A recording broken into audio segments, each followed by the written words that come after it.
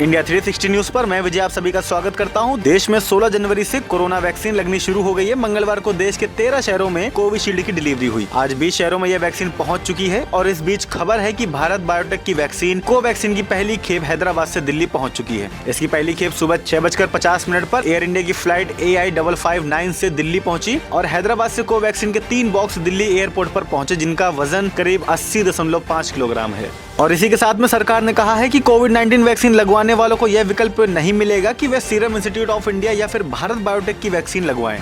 अभिनेत्री और मथुरा से बीजेपी सांसद हेमा मालिनी ने किसान आंदोलन पर कहा है, प्रदर्शनकारी किसान यह भी नहीं जानते कि आखिर वे चाहते क्या हैं और कृषि कानूनों में क्या समस्या है। उन्होंने आगे कहा कि नए कृषि कानूनों में कोई कमी नहीं है, लेकिन विपक्ष के बहकावे में आकर लोग आंदोलन कर रहे हैं। डेमोक्रेट सांसदों द्वारा महाभियोग प्रस्ताव पेश करने के बाद अमेरिकी राष्ट्रपति डोनाल्ड ट्रंप ने कहा है कि यह राजनीति के इतिहास में सबसे बड़े विच हंट की निरंतरता है। उन्होंने प्रस्ताव को पूरी तरह से हास्यास्पद बताते हुए कहा कि इसमें बड़ा खतरा पैदा हो सकता है। हरियाणा के मुख्यमंत्री मनोहर लाल खट्टर ने मंगलवार को केंद्रीय गृह मंत्री अमित शाह से मुलाकात की। इसके बाद मुख्यमंत्री ने कहा कि राज्य में राजनीतिक स्थिति ठीक है, हमारी सरकार कार्यकाल पूरा करेगी। केंद्रीय परिवहन और सूक्ष्म लघु व मध्यम उद्योग मंत्री नितिन गडकरी ने खादी व ग्रामोद्योग आयोग द्वारा विकसित गाय के गोबर से बना देश का पहला पेंट यानी खादी प्राकृतिक पेंट लॉन्च किया है। सरकार के अनुसार यह paint eco friendly, non toxic और किफायती व गंध रहित है। सरकार के मुताबिक डिस्टेम्पर पेंट की कीमत करीब 120 रुपए प्रति लीटर और इमल्शन पेंट की कीमत 225 रुपए प्रति लीटर रखी गई है। 17 दिन बाद आज विदेश से लौटे राहुल गांधी कल तमिलनाडु का कर सकते हैं दौरा।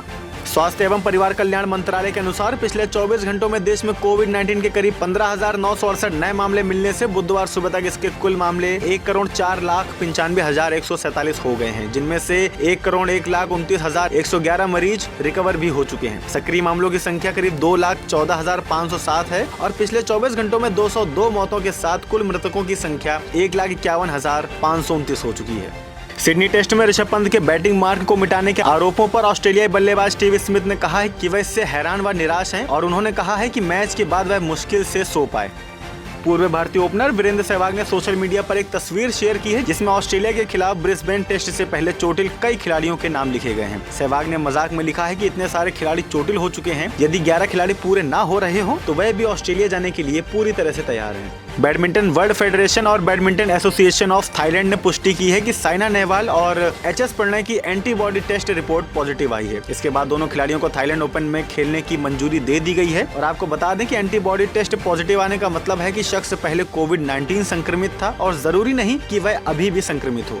ICC ने टेस्ट ऑलराउंडर की ताज़ा रैंकिंग जारी कर दी है, जिसमें टॉप 10 में रविंद्र जडेजा और अश्विन केवल 2 भारतीय हैं। एक डेटा के मुताबिक व्हाट्सएप की नई पॉलिसी अपडेट की घोषणा के बाद भारत में सिग्नल ऐप ने डाउनलोडिंग में करीब 9,483% की वृद्धि देखी गई। 1 से 5 जनवरी के बीच सिग्नल ऐप करीब 24,000 बार डाउनलोड हुआ, जबकि 6 से 10 जनवरी के बीच यह 23 लाख बार डाउनलोड हुआ। 6 से 10 जनवरी के बीच टेलीग्राम के डाउनलोड में करीब 15% की बढ़ोतरी हुई है। और इसी के साथ में टेस्ला ने भारत में किया प्रवेश, बेंगलुरु में खुद को एक कंपनी के तौर पर किया पंजीकृत। अभिनेत्री कंगना रनौत ने लोहड़ी की शुभकामनाएं देते हुए बचपन की कुछ तस्वीरें ट्वीट की हैं। उन्होंने लिखा है कि हिमाचल प्रदेश में लोहड़ी गाने की परंपरा है। जब मैं छोटी थी तो बच्चे ग्रुप बनाकर लोहड़ी गाते थे और पैसे और मिठाइयां इकट्ठा करते थे। सुशांत सिंह राजपूत की बहन श्वेता सिंह कीर्ति ने दिवंगत अभिनेता द्वारा लिखे नोट को इंस्टाग्राम पर शेयर किया है और आपको बता दें कि उस नोट में लिखा है कि जैसा भी हूँ ठीक नहीं हूँ, चीजों में अच्छा कर पाया तो महसूस हुआ कि मैं गलत खेल रहा था। पिछले 24 घंटों के दौरान तमिलनाडु और दक्षिणी हिस्सों में मध्यम से भारी वर्षा हुई। आंतरिक तमिलनाडु और केरल में हल्की से मध्यम बारिश दर्ज की गई। सिक्किम और अरुणाचल प्रदेश में हल्की बारिश की गतिविधियां देखने को मिली हैं। पंजाब, हरियाणा, पश्चिमी उत्तर प्रदेश और दिल्ली के कुछ हिस्सों में कोल्ड डे की स्थिति जारी रही। पूर्वी राजस्थान, मध्य प्रदेश, उत्तर प्रदेश, बिहार और पश्चिम बंगाल के कई हिस्सों में तापमान में 2 से 4 डिग्री की गिरावट आई है। आगे की अपडेट के लिए देखते रहिए इंडिया 360 न्यूज, खबर दिन भर की।